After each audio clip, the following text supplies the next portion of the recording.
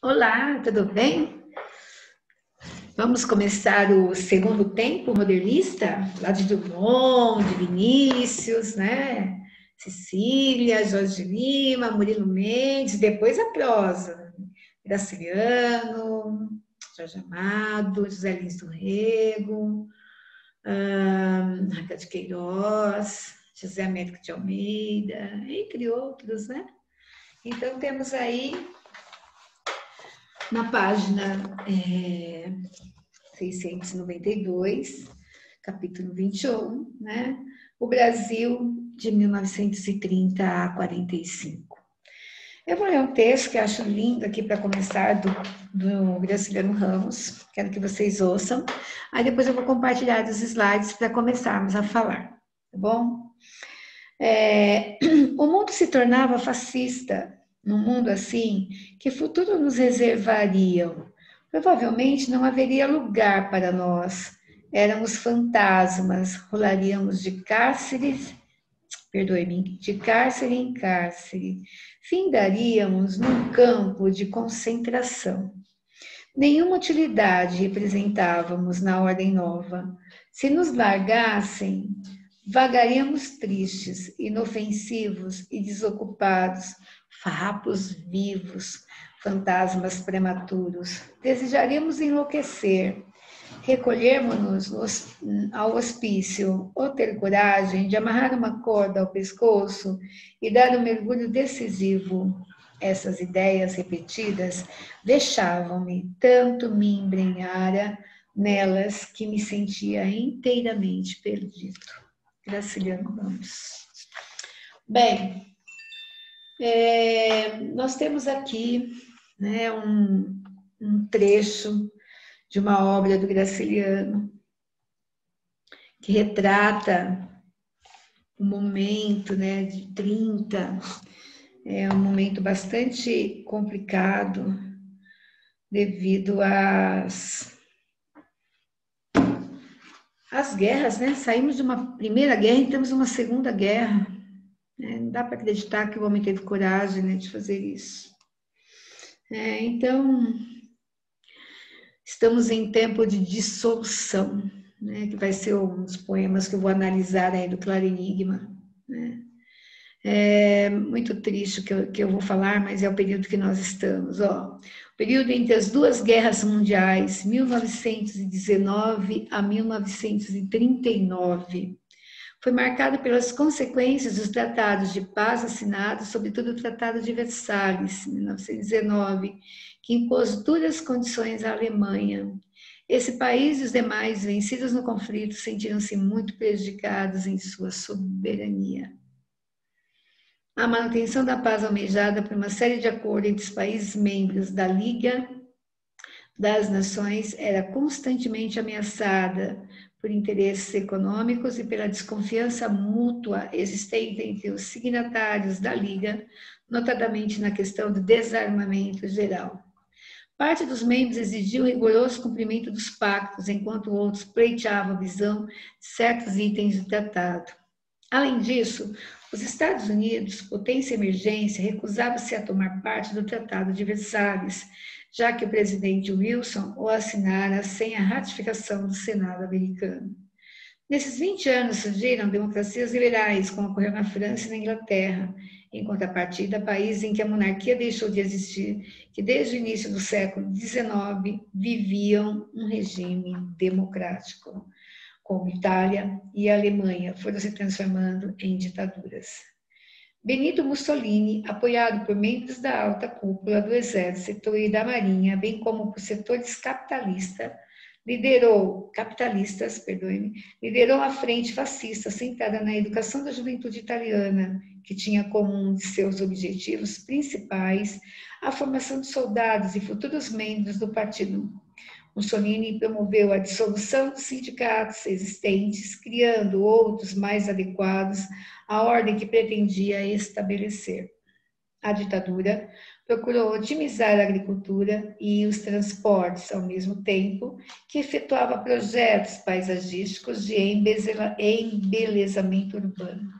O emprego da força bruta e o envio dos dissidentes da política fascista a campos de concentração fizeram parte de sua política. A Alemanha não se considerava vencida na Primeira Guerra e, contrariando o acordo que lhe foi imposto, reorganizava seu exército numa doutrina fortemente nacionalista.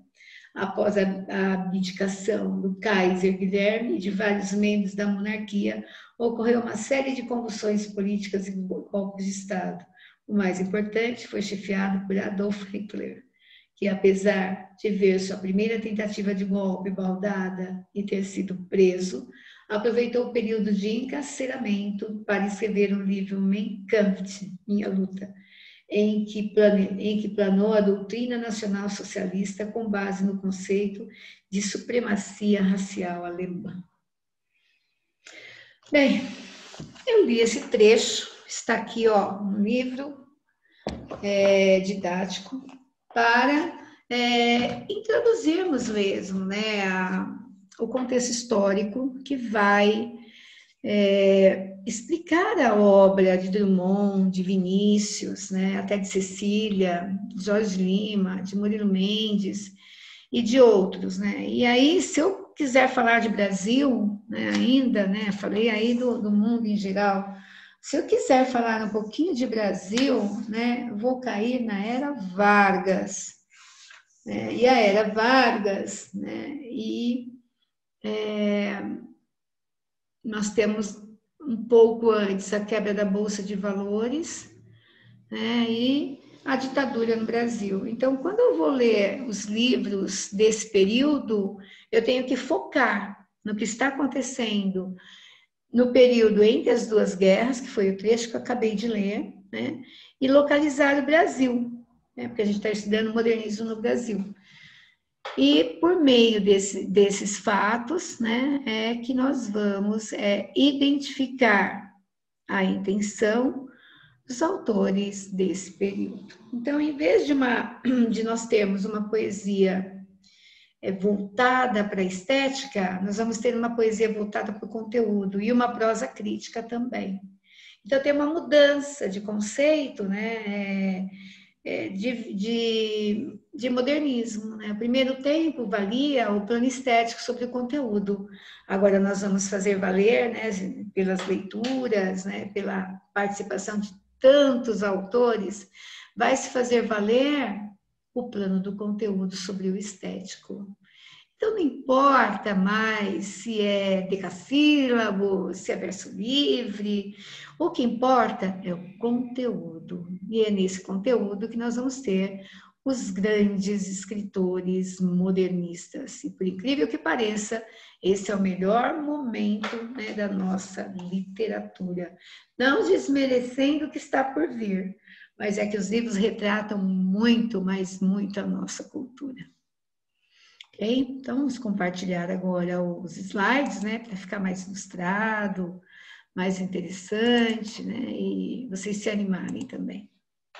Então, vamos lá. Vou falar do primeiro deles, né, que é o Carlos Drummond de Andrade. Só que antes disso, nós precisamos identificar o contexto. Né? E esse contexto, né, ele está todo embasado nesse período aí que eu falei para vocês, né, que é o período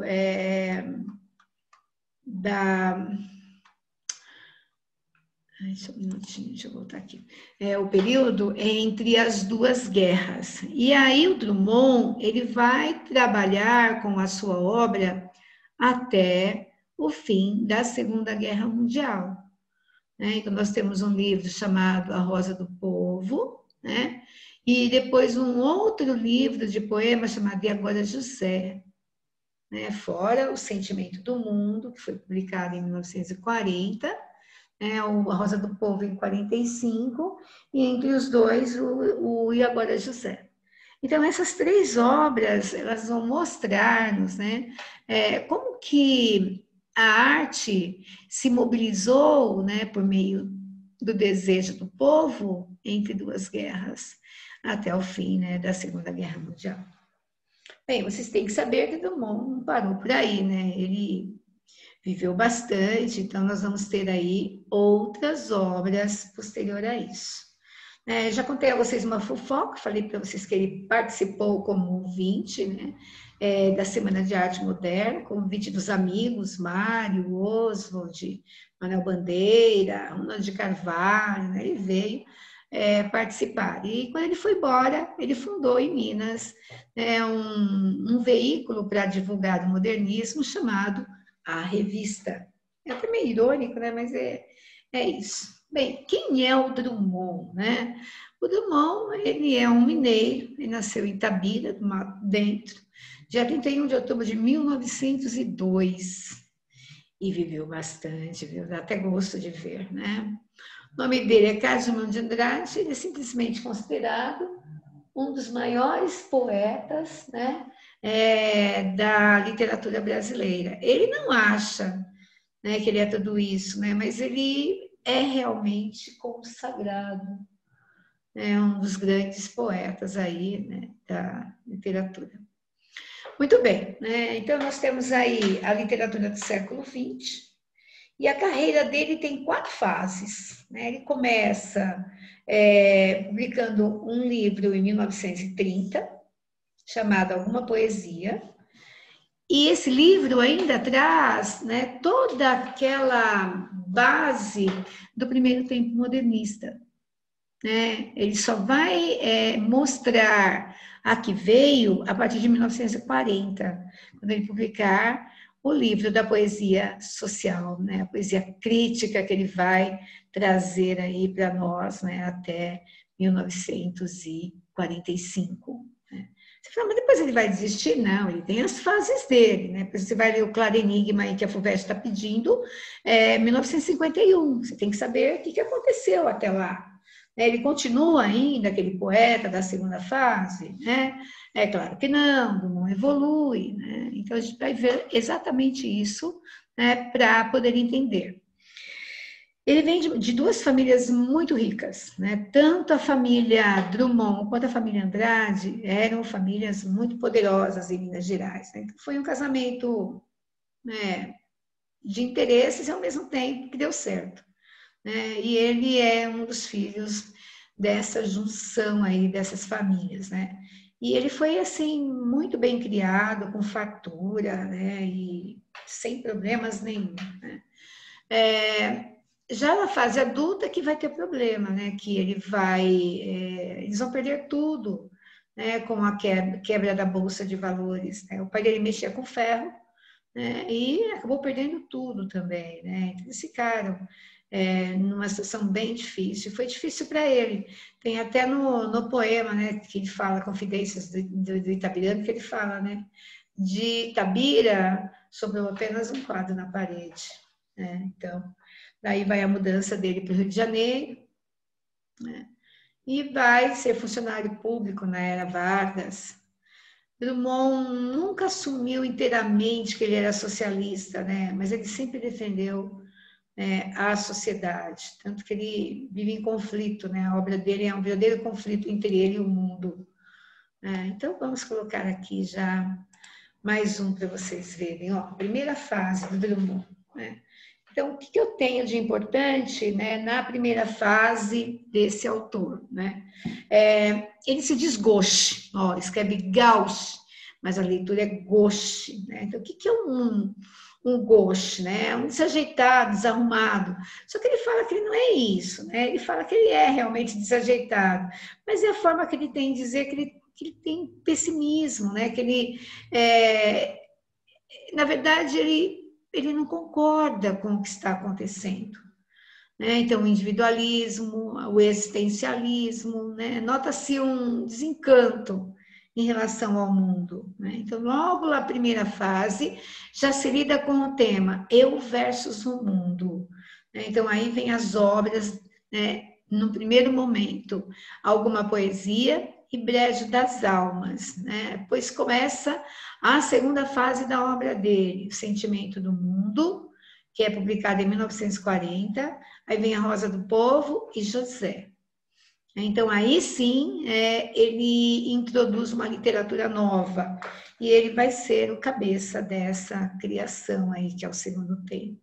O que vai mudar da primeira e para a segunda, né? O humor, a linguagem coloquial, a ironia, né? Ela não vai ser mais a tônica. Ela pode até aparecer, né? Mas a tônica agora é a crítica à sociedade, às questões do mundo, né?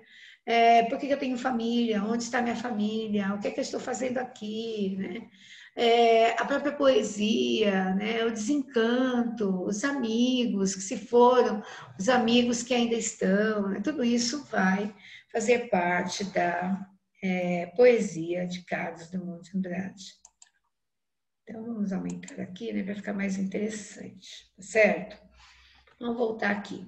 Então, ó, já vem aí, né? Características dessas obras, né? Dessa primeira fase aí, alguma poesia, Brejo das Almas, ironia, o humor e a linguagem coloquial. E a partir do sentimento do mundo, então, eu tenho uma mistura, acaba predominando mais a norma culta, né? Que ele começa com uma poesia crítica, né? E vai mudar a sua visão. No primeiro momento, né, de alguma poesia aí, Brejo das Almas, você percebe, né, que o Drummond, o conflito dele ainda o coloca na condição de maior que o mundo. Então, ele importa, depois eu vou mostrar as poesias, vocês vão ver, né? É como se o Drummond ainda pudesse controlar esse mundo. A partir do segundo momento, que a poesia cai para o coletivo, né, que é a segunda fase dele, né, ele não consegue lidar com o mundo, né, ele tem dificuldades, ele tem desencanto, né, porque ele luta por uma sociedade mais justa e ele não encontra mudança, né, ele fica o tempo todo em busca. Existem até pessoas que o apoiam, mas ele não encontra mudança. Então, aí vem o desencanto. E aí depois vem uma terceira fase, né, que é quando começa o claro enigma, né, que seria a fase do eu igual ao mundo. Né? Então, divide-se em três fatias. Eu maior que o mundo, eu menor que o mundo e eu igual ao mundo. Então, eu preciso saber quais são os livros, né? Então, alguma poesia, Brejo das Almas, eu maior que o mundo. Sentimento do Mundo, A Rosa do Povo, José, eu menor que o mundo.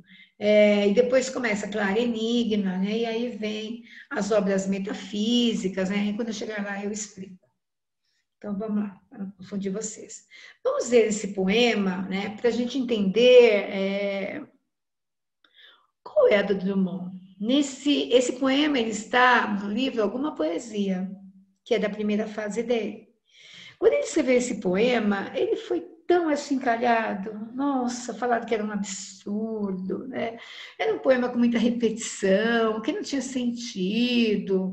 Ele mesmo falando, é até engraçado, porque, nossa, ele escreveu um poema porque ele sentiu vontade de escrever um poema, né? E esse poema se chama No Meio do Caminho. E não tem nada de estranho, né? Porque são os obstáculos. Ele nem conceitua, na verdade, né? Nós é que conceituamos. Eu escrevi, né? Escrevi lá, no meio do caminho tinha uma pedra no meio do caminho, ele inverte, tinha uma pedra. No meio do caminho tinha uma pedra, nunca me esquecerei desse acontecimento na vida de minhas retinas tão fatigadas. Nunca me esquecerei que no meio do caminho tinha uma pedra no meio do caminho, no meio do caminho tinha uma pedra. Há muitas interpretações sobre essa palavra pedra, né, obstáculos. A que eu acho mais interessante é a explicação que ele dá no Claro Enigma. Tem um poema, eu vou ler para vocês depois e analisar esse poema na aula do Claro Enigma, né, que a gente vai fazer aí para a FUVEST, e eu vou mostrar para vocês, né, a resposta do Drummond no Claro Enigma. A pedra nada mais era do que a obra que ele iria produzir. É muito interessante, por sinal. Bem, aí ele vai contar um pouquinho da infância, né? Olha lá, por meio da poesia.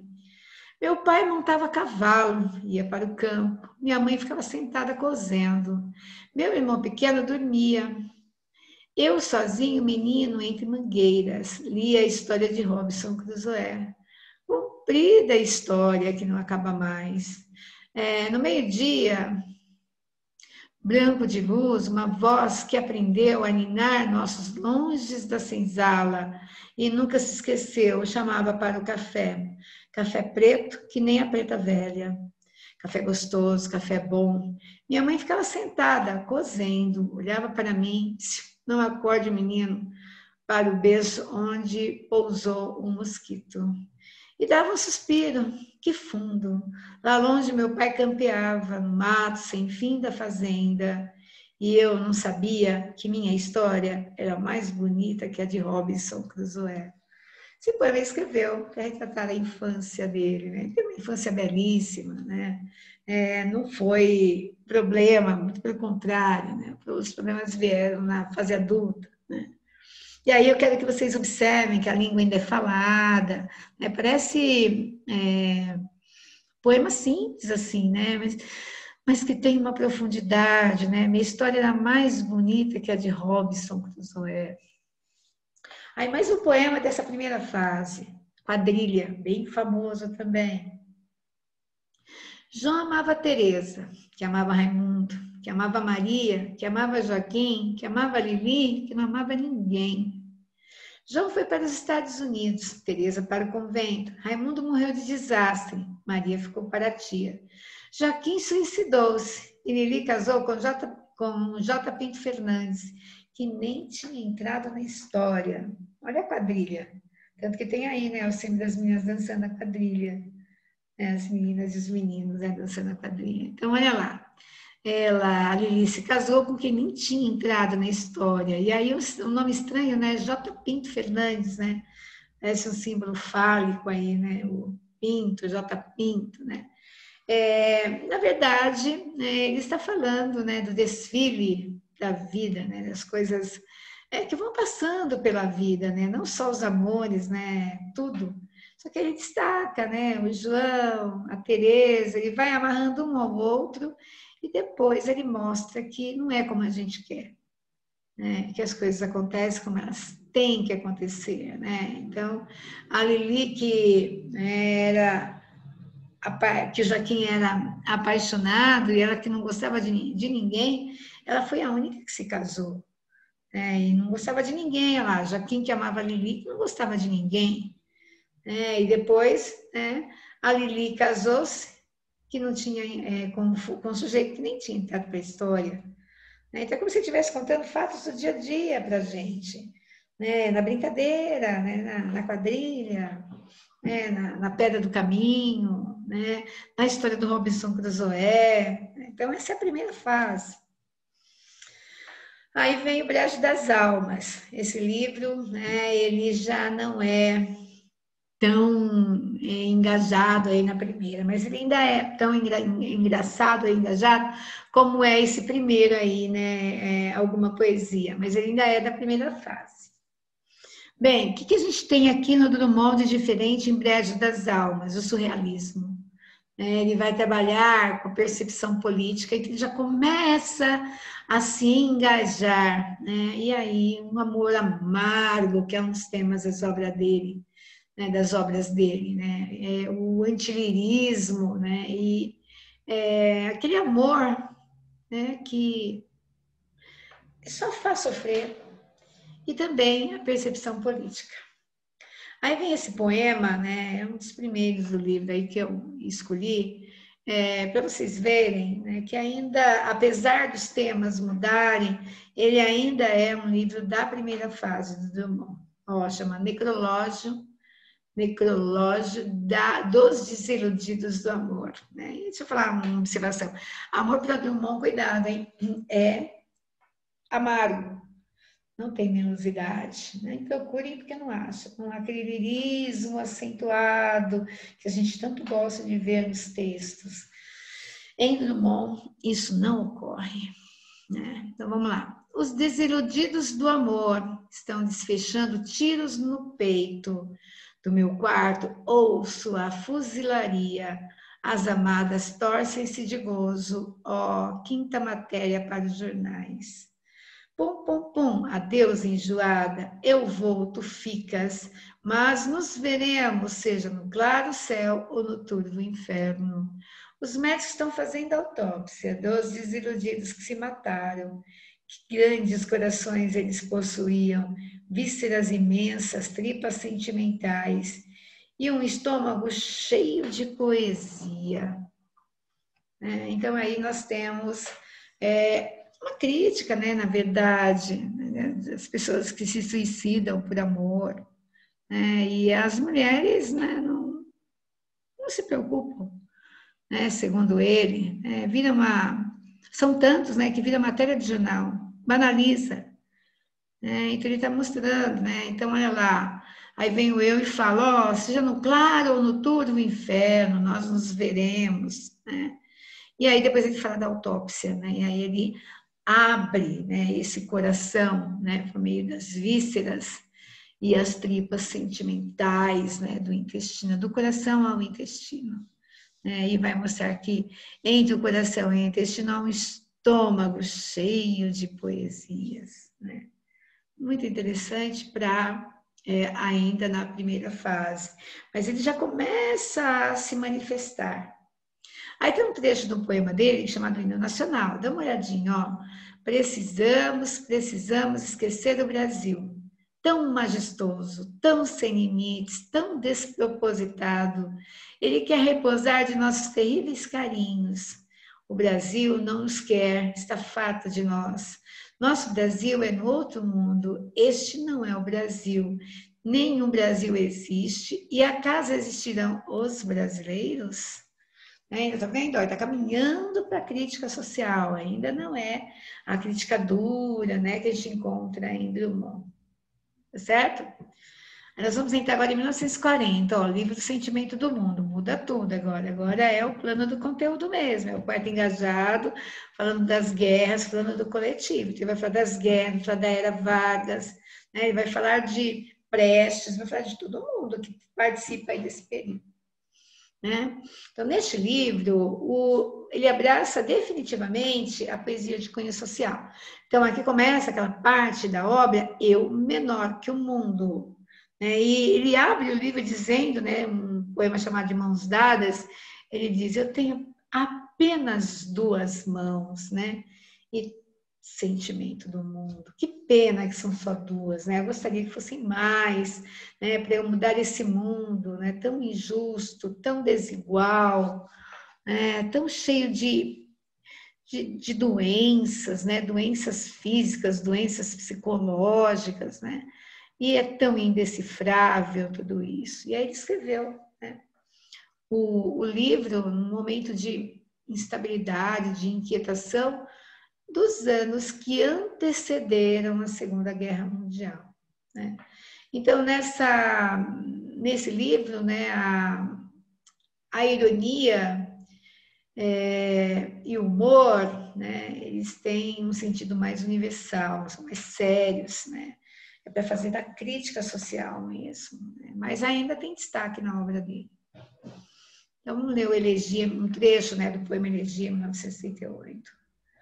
Só para vocês entenderem, né, esse engajamento social e o eu menor que o mundo. Né? Então, agora eu tenho o meu lírico que não consegue, né? Ele é meio desencantado, né, com as coisas que acontecem. E a Elegia é uma música fúnebre, uma música de morte. Né? 1938, plena Segunda Guerra Mundial. Mas o terrível despertar prova a existência da grande máquina que te repõe pequenino em face de indecifráveis palmeiras, caminha entre mortos e com eles conversas sobre as coisas do tempo, futuro e negócios do espírito. A literatura estragou tuas melhores horas de amor. Ao telefone perdeste muito, muitíssimo tempo de semear. Coração orgulhoso, tens pressa de confessar tua derrota e adiar para outro século a felicidade coletiva. Aceitas a chuva, a guerra, o desemprego e a injusta distribuição, porque não pode sozinho dinamitar a ilha de Manhattan. Quer dizer, Não adianta querer me matar, não adianta sabe, querer resolver o problema. O problema não é um só, o problema é de todos. Então, todos terão de querer resolver. E não é o que ele está vendo. Né? Então, isso já vem desde a época de Camões, né? O desconcerto do mundo. Né? Então, aqui vem um Drummond desanimado, desajeitado, né? Que agora tem um sentimento, né, de inferioridade, né? Ele lamenta, porque ele luta, luta, luta, ele faz o possível, mas ele não consegue mudar muito, muda muito pouco, e ele é insatisfeito com isso. Né? Então, aí está. Então, vamos lá. Eu menor que o mundo, marcada pela poesia social. Qual o livro? O Sentimento do Mundo, A Rosa do Povo e José. Bem, o que a gente tem de importante nessa fase? O poeta ele solidariza com o mundo, ó, porque aí para vocês, se ele solidariza, né, o que ele encontra? Decepção e falta de perspectiva. Por quê? Porque o mundo está fragmentado, né, por causa da guerra. Né, e aí o que a gente mais vê necessidade, né, é a solidariedade, porque o sofrimento é imenso, né, do ser humano. E aí ele vai falar do brasileiro e do mundo, né? Temas estes abordados em tons horas esperançosos, horas desesperançosos, com a mesma ironia, humor e sobriedade. Né? Então aí eu tenho ainda José, 1942, e A Rosa do Povo, 1945. Essas três obras formam o Eu Menor que o Mundo e a segunda fase. Então tem uma poesia engajada, né? Ela é feita para o coletivo e ela representa a crítica à sociedade. Né? Por que a sociedade? Porque a sociedade está fazendo guerra. Como assim? Né? Fazer guerra e mais guerra e mais guerra. E aí tem um trecho do poema José. E agora, José? A festa acabou? A luz apagou, o povo sumiu. Né? Foram milhares de mortos. Né? E agora, José? E agora você? Você que é sem nome, que zomba dos outros, você que faz versos, que ama, protesta. E agora, José? Está sem mulher, está sem discurso, está sem carinho, já não pode beber, já não pode fumar, cuspir já não pode. A noite esfriou, o dia não veio, o bonde não veio, o riso não veio a utopia e tudo acabou, e tudo fugiu, e tudo mofou. E agora, José? Né? Que ele está questionando mesmo, né? E agora? O que nós vamos fazer, né? É uma visão muito pessimista do cotidiano, né? Como se não tivesse saída. Né? Então, eu, quando leio esse poema, né, eu sinto uma solidão imensa, né? Eu acho que é isso que ele quer, né? Parece que a gente está sozinho, né? Sem espaço, né? Sem direção, né? E numa angústia tremenda, né? Então, é um período terrível, né? De guerra. E aí eu não tenho poema inteiro, é só trechinhos, para mim é imenso, né? Leiam depois, vocês vão gostar muito. Bem, agora eu vou entrar no primeiro poema do livro, A Rosa do Povo, um dos poemas que eu mais amo, né? Acho esse poema fantástico, sei até de cor, de tanto que eu gosto desse poema, né? Porque é a guerra mesmo, né? Então, A Rosa do Povo é um livro escrito logo que a guerra termina, né? E ele vai falar da destruição-construção. Então, ele não é mais aquele homem perdido, né? O homem que está tentando achar uma saída. Drummond sempre é assim, né? Ele é muito engajado, né? Ele, apesar de todo o pessimismo, de toda a falta de vontade, toda a angústia, ele vai encontrar uma saída. Tanto que ele viveu bastante, né? Morreu com 82 anos, né? Então, a flor e a náusea. Guerra, cuidado, Segunda Guerra Mundial. É o primeiro poema do livro A Rosa do Povo.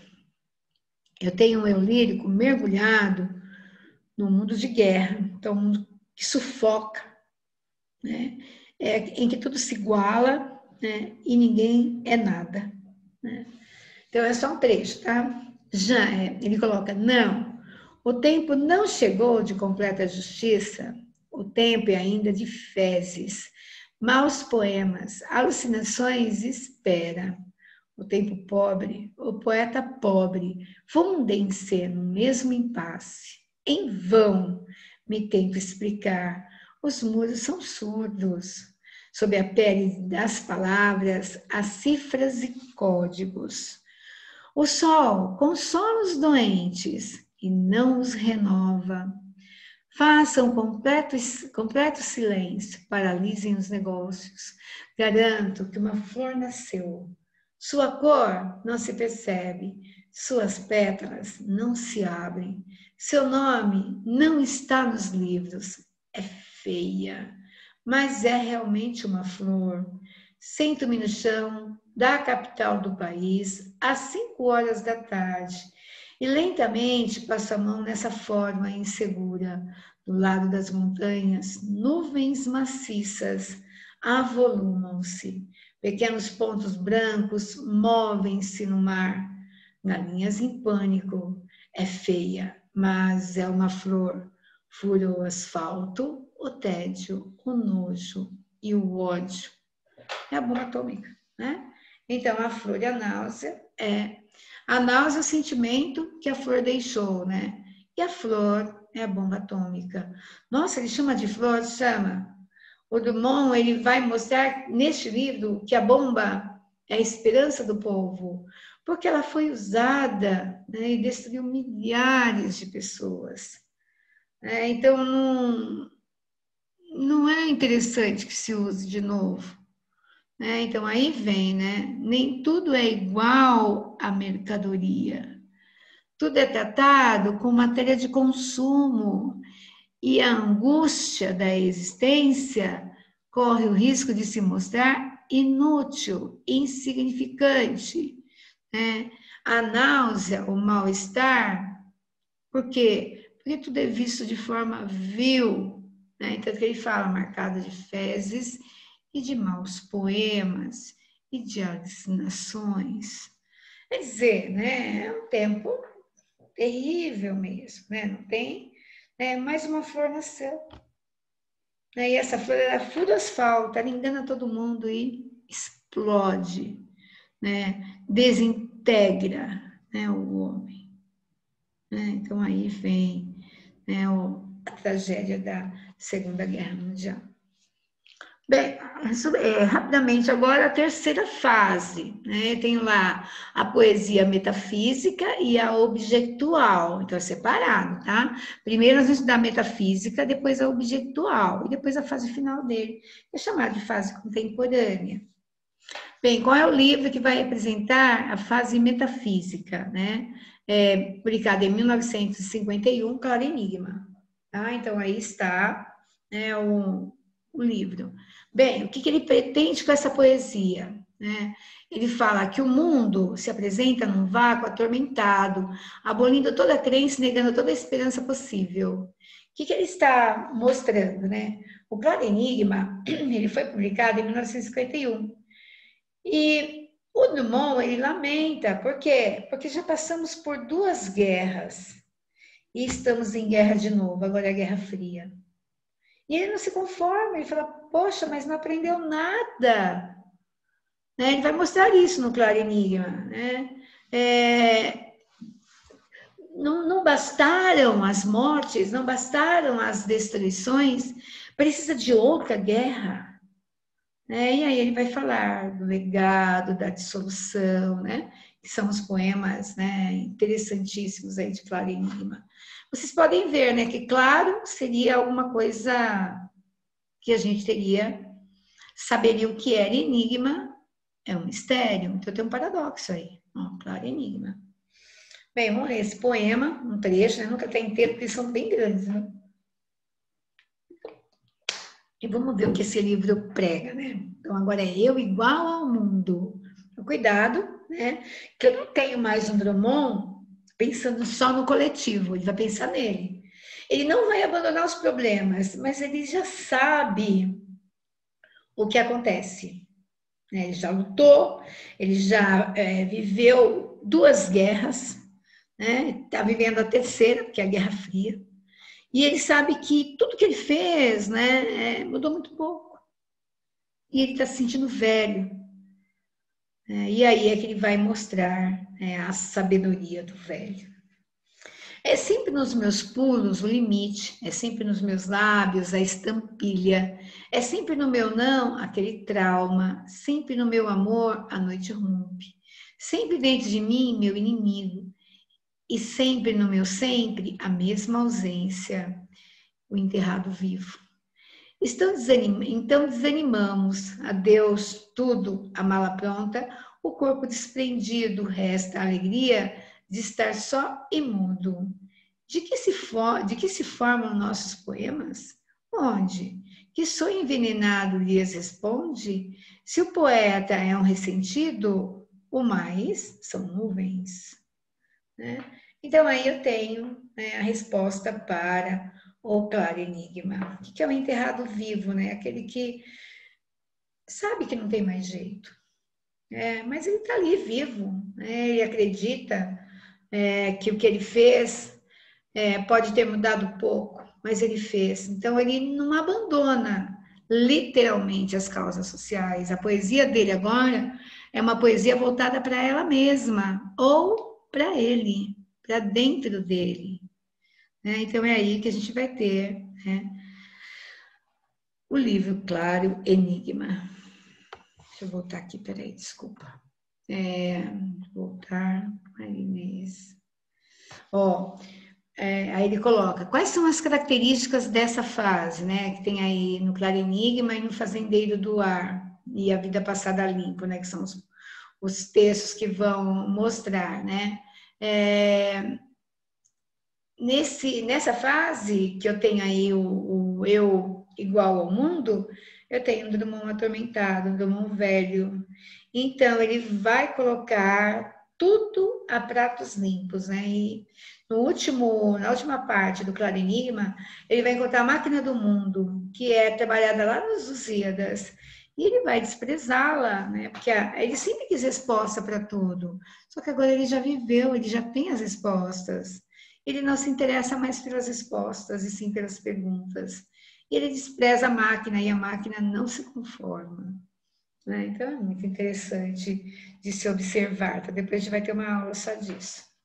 Bem, a poesia objetual, né? Ainda dentro da terceira fase.